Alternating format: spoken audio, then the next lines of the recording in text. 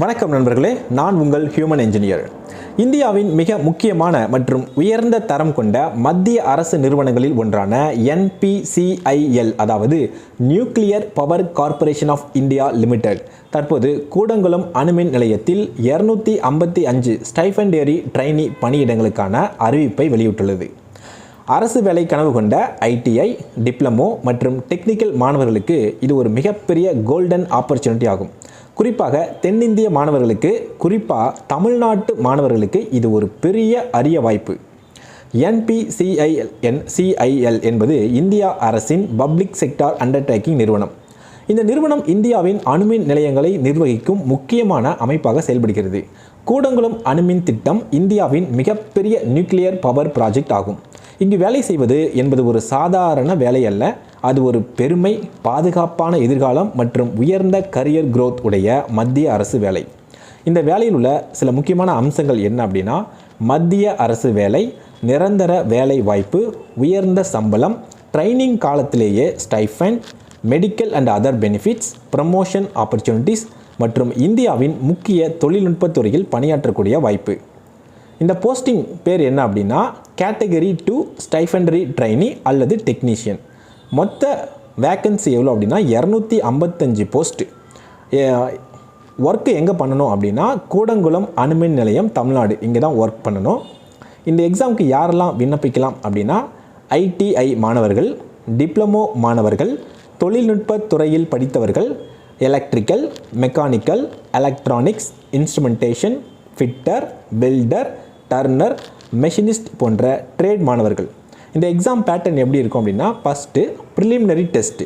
இதில் general knowledge, science, aptitude, reasoning இதெல்லாம் இருக்கும். Next advanced test. இதில் technical questions, trade based questions கேட்பாங்க. தேர்டு ஸ்கில் டெஸ்ட்டு, ப்ராக்டிக்கல் நாலேஜை செக் பண்ணுவாங்க இதில். Fourth document verification. Fifth medical examination. இந்த எக்ஸாமுக்கு எப்படி படிக்கலாம் அப்படின்னா, ஒரு சாம்பிள் காலையில் ஒரு ½ அன் ஹவர் கரண்ட் அஃபேர்ஸ், அதுக்கப்புறம் ஒரு ½ அன் ஹவர்ஸ் ஃபார்முலா ரிவிஷன். மதியம் டெக்னிக்கல் சப்ஜெக்ட் ஒரு 2 மணி நேரம் படிக்கணும். நைட்டு MCQ ஒரு 100 கொஷின்ஸ் ப்ராக்டிஸ் பண்ணணும். ப்ரீவியஸ் இயர் கொஷின்ஸை கண்டிப்பாக பண்ணணும்.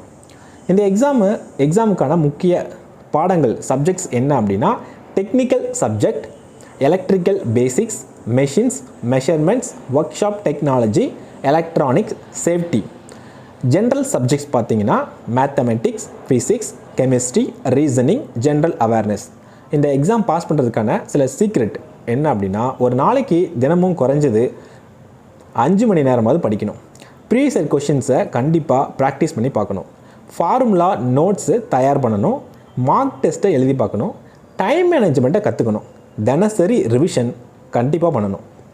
பொதுவாக மாணவர்கள் செய்யக்கூடிய தவறுகள் என்ன அப்படின்னா, சிலபஸ் முழுமையாக தெரிஞ்சிக்காமையே படிக்கிறது, டெக்னிக்கல் சப்ஜெக்டை இக்னோர் பண்ணிடுறது, கரண்ட் அஃபேர்ஸை படிக்காமல் விட்டுறது, மார்க் டெஸ்ட்டை எழுதாமல் இருக்கிறது, ரிவிஷன் பண்ணாமல் இருக்கிறது. இந்த வேலை உங்கள் வாழ்க்கையை மாற்றுமா அப்படின்னா கண்டிப்பாக மாற்றும். NPCIL போன்ற நிறுவனத்தில் வேலை கிடைப்பது குடும்பத்தின் பொருளாதார நிலையை உயர்த்தும், சமூக மரியாதையை அதிகரிக்கும், பாதுகாப்பான வாழ்க்கையை தரும், தொழில்நுட்பத் துறையில் பெரிய வளர்ச்சியை தரும். கிராமப்புற மாணவர்களுக்கு இது ஒரு மிகப்பெரிய வாய்ப்பு. சரியான திட்டமிடல் மற்றும் கடின உழைப்புடன் நீங்கள் இந்த வேலையை நிச்சயம் பெற முடியும். ஒரு 30 days ஒரு ப்ரிப்ரேஷன் ஸ்ட்ராட்டஜி இருந்தால் அது எப்படி இருக்கலாம் அப்படின்னா, ஃபஸ்ட்டு ஒரு 10 நாள் பேசிக் கான்செப்ட்ஸ் ப்ளஸ் நோட்ஸ் எடுக்கணும். அதுக்கப்புறம் ஒரு 10 நாள் பார்த்தீங்கன்னா technical MCQs plus previous year கொஷின்ஸை ப்ராக்டிஸ் பண்ணணும். லாஸ்ட் 20 to 25 நாள் வரைக்கும் மார்க் டெஸ்ட்டை ப்ராக்டிஸ் பண்ணணும்.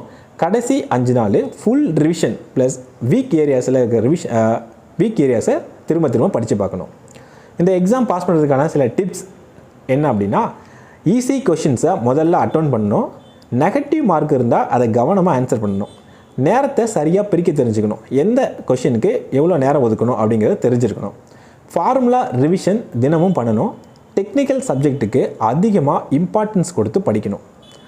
இந்த வீடியோ உங்களுக்கு பிடிச்சிருந்தால், யூஸ்ஃபுல்லாக இருந்தால் இந்த வீடியோவை லைக் பண்ணுங்கள், உங்கள் நண்பர்களுக்கு ஷேர் பண்ணுங்கள், அவர்களுக்கும் இந்த வாய்ப்பு தெரிஞ்சுக்கிட்டோம். மேலும் இது போன்ற கவர்மெண்ட் எக்ஸாம் அப்டேஷன் வேணும் அப்படின்னா இந்த சேனலை சப்ஸ்கிரைப் பண்ணுங்கள். தேங்க்யூ.